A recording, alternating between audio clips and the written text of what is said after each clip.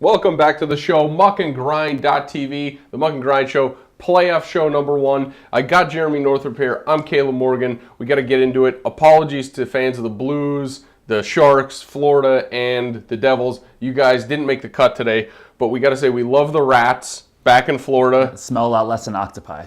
Yeah, we love the Rats on the ice. Keep it up. We'll get to you on Friday. We're going to have another show Friday. Join us then. We got to jump into it. Pens, Flyers, of course, is the number one topic. Two-part question. How surprising is that the Pens are down 3 games, and will the Pens get swept? Go. It's got to be one of the most surprising things of this whole entire playoffs. I mean, I don't even know what's going on. I don't even know where to start with this whole entire thing. And do the Pens come back? I think if they win one, if they can get one, then maybe it's a bit of a different series. But I don't really see it happening. But hopefully.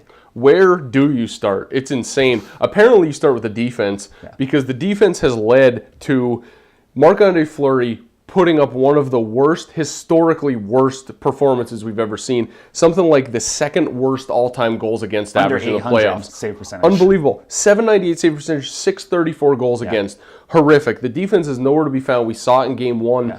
How about in that overtime goal by Voracek when Letang and Stahl, two of the best defenders, standing there watching it. Watched it happen. Watch it go right through both of them and watch it happen. So you got to start with the D. Then Fleury's got issues because of that. Fleury's goal against him, the first one in game 1 where Talbot trickled it through. He couldn't even put his glove over it.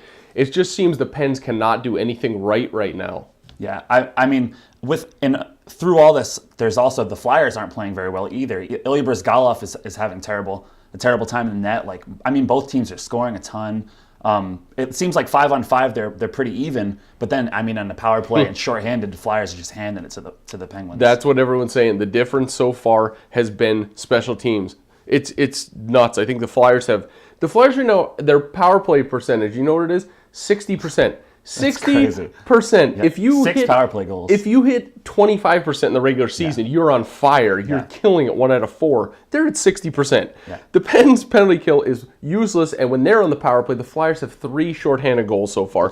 Just killers in games 2 and 3. Mm-hmm. Killers. Yeah, definitely. I don't even know what the Pens do right now. It's hopefully they can get one and then make the series as entertaining as we all hoped it would be. I got to say, reluctantly, try not to jinx the Flyers here. I think the Pens might be done. I think they're going to be swept because the attitude, the looks on their faces, it's just defeat. Yeah. They don't know how to get themselves out of it. And I know better than anyone else as a Flyers fan who saw a team 2 years ago come back from a 0-3 deficit in the playoffs when they did over the Bruins. Flyers were in those first 2 games seriously. The first 2 games were 1-goal games, 1 went to overtime, and the third game was a 1-goal game going into the third before Boston made it a 4-1 final with an empty netter.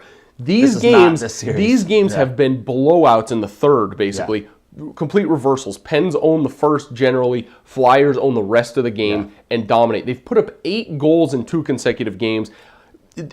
They've had an overtime winner. They've had 2 3-0 leads blown away.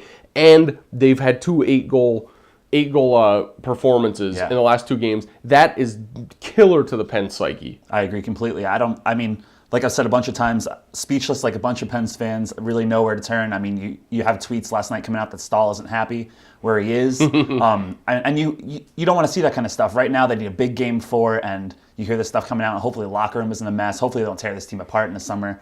And hopefully they can just get 1 win, everything feels a little bit better, and then go from there. Other things, obviously the violence, the rough stuff Crosby, in Game 3. Giroux. We may not see in Game 4. We're waiting later this afternoon to hear about James Neal and the 2 hits Adams is out. And the Asham. But we know Adams is out 1 game. We got to move here, but that stuff, I give Pens fans credit. They've been consistent. They came out right after Game 3. I heard on the radio and all over the internet people saying, I can't believe they played that way. It's a disgrace. It's an embarrassment. Whereas I'd think they'd say, hey, it's the Flyers. Crosby beat them getting up. tough. Some people are saying, Crosby's playing tough, trying to get his team going. But, I mean, there's fighting everywhere. Everyone's fighting the whole entire time. Yeah, it's absolute bonkers. I actually predict for Game 4 will be a little bit calmer, and it's going to finally be a defensive battle. Flyers win? Of course, yeah. well, reluctantly, we'll see what happens. It's not over. No. All right, let's get to the Kings. This is possibly more or just as surprising as a 3-0 deficit. Yeah. 8s beat 1s. The Kings have done it in their past, but the Kings who backed into the playoffs a little bit, against the Canucks, defending Western champions, almost won the Cup and won the President's Trophy.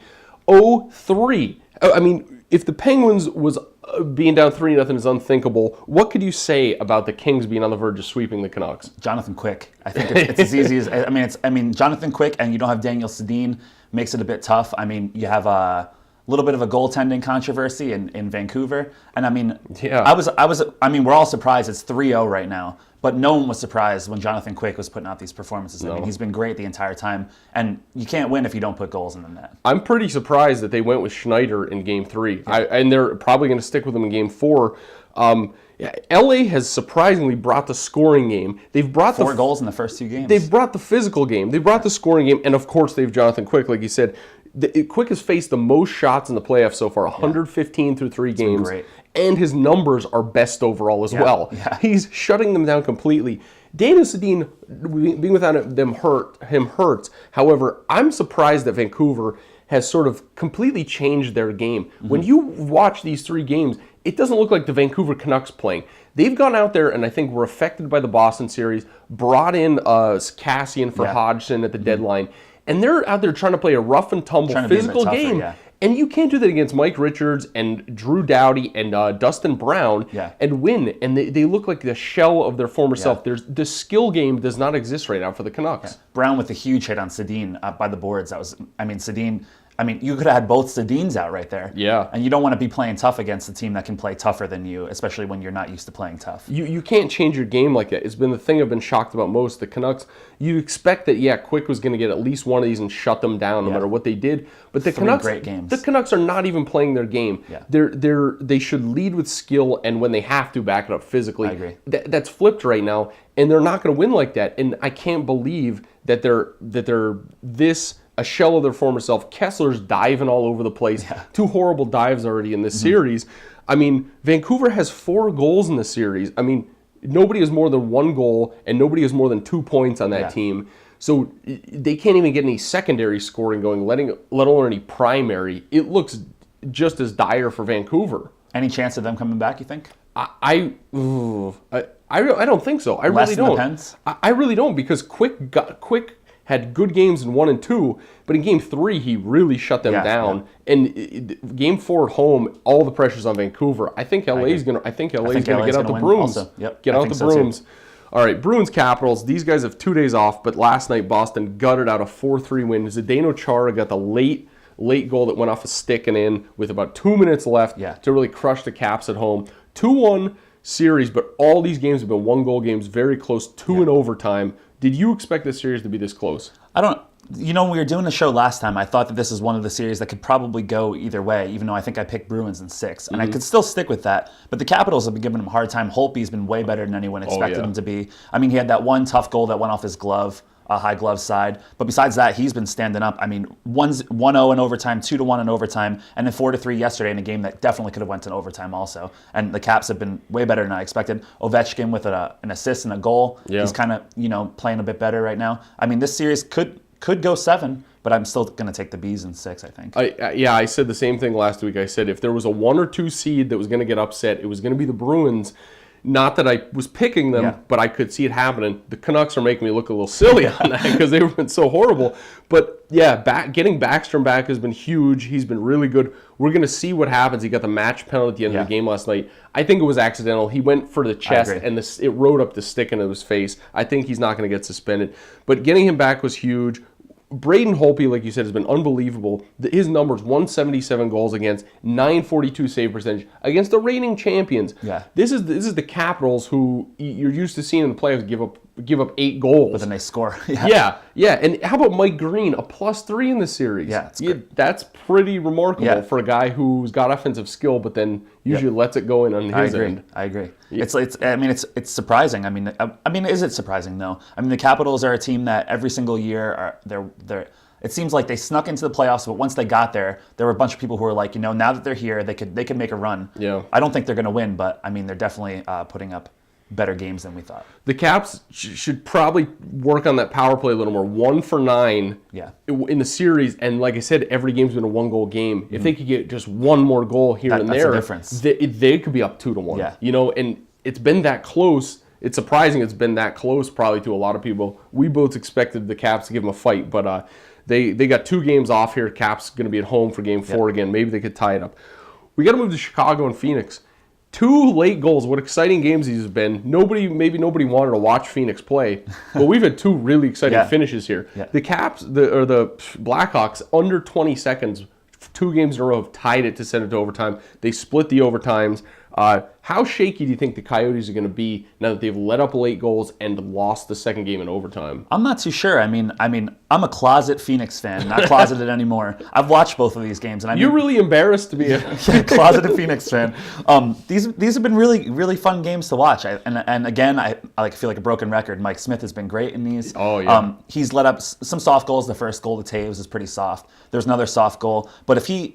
I mean, you gotta. Chicago is really good at home. You kind of gotta hope that, if you're a Coyotes fan, that they can win some games at home, so that they don't have to because Chicago is so good at home. But I mean, Mike Smith, if he can steal these games. Yeah. We said it in the preview show. He could steal all these games, and Taves being back has been good for Chicago. But not the big boost that we all thought. I think. Well, that's what I said last week. I said Chicago's not going to win without Taves. They're not going to win without their captain. His first game in 15 games or something, or maybe less than that, was game 1 of the playoffs. Yeah. And I thought, well, he's just forcing it coming back, not going to be a factor. He scored the goal. He's got 2 points so far. Yeah. Didn't get any in the second game, but I mean, he's been a factor. He's definitely not on the score sheet, but he looks. He's all over the place. He's getting physical. Yeah. He's not worried about the concussion. It seems like he's back in the games, playoff hockey for him. Yeah, I mean, exactly. So I mean, he's a +4 as well. Yeah, +4, not a small number there when you've had 1 goal overtime games.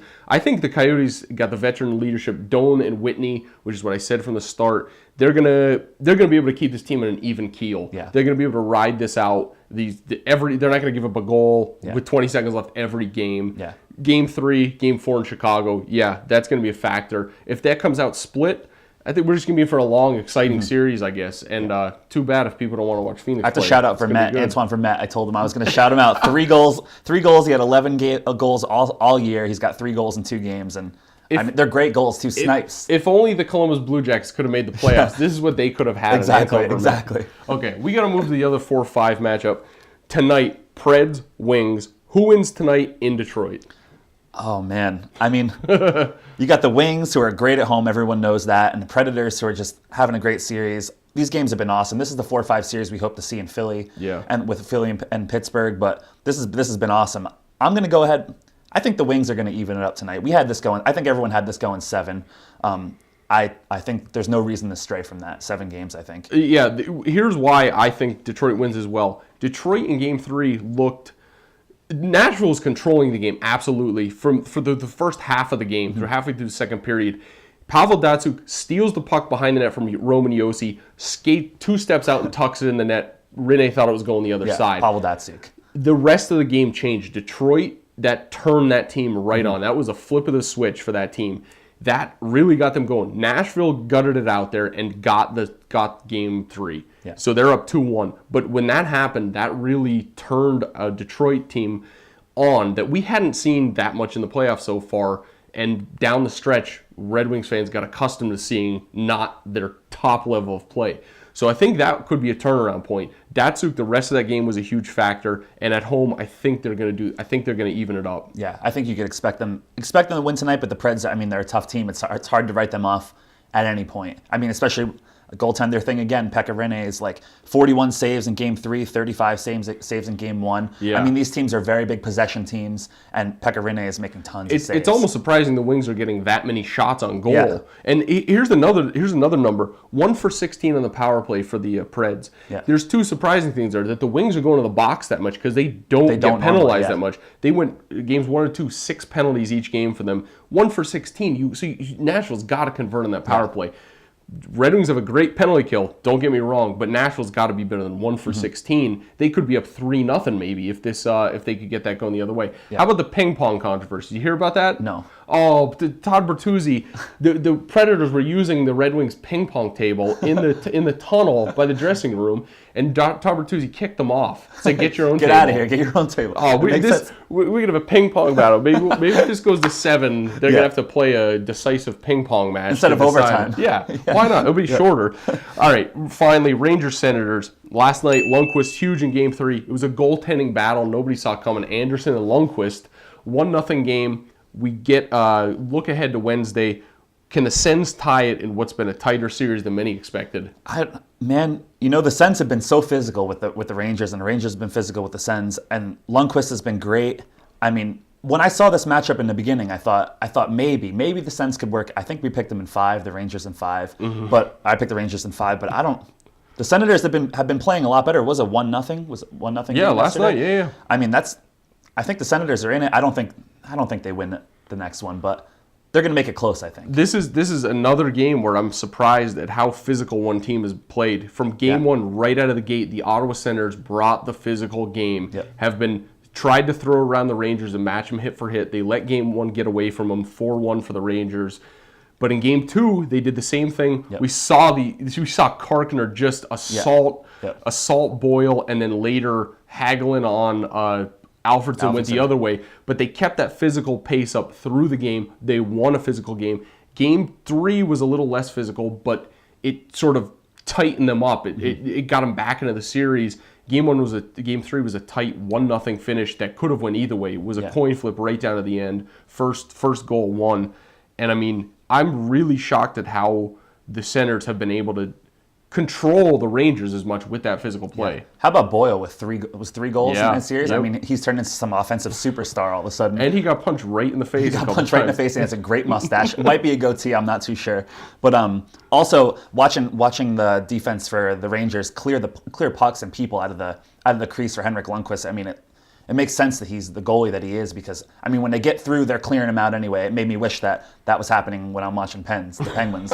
So yeah, well, that's the team John Tortorella has to have, and this is why Lundqvist hasn't had success in the playoffs before, because the D wasn't there. They had a very young D core. It's finally getting older, and they got Dan Girardi, who's like Tortorella's little, his firstborn. He's so high on him. But we got to get going here. We got to get going. Shorter show. We will be back Friday. We will talk about your Florida Panthers and New Jersey Devils. Whatever. We'll see. All right. We'll be back Friday. For Jeremy Northrup, Caleb Morgan, Muck and Grind Show, muckandgrind.tv. Tune in next time for another episode of the Muck and Grind Show. Or check out past episodes anytime at www.muckandgrind.tv.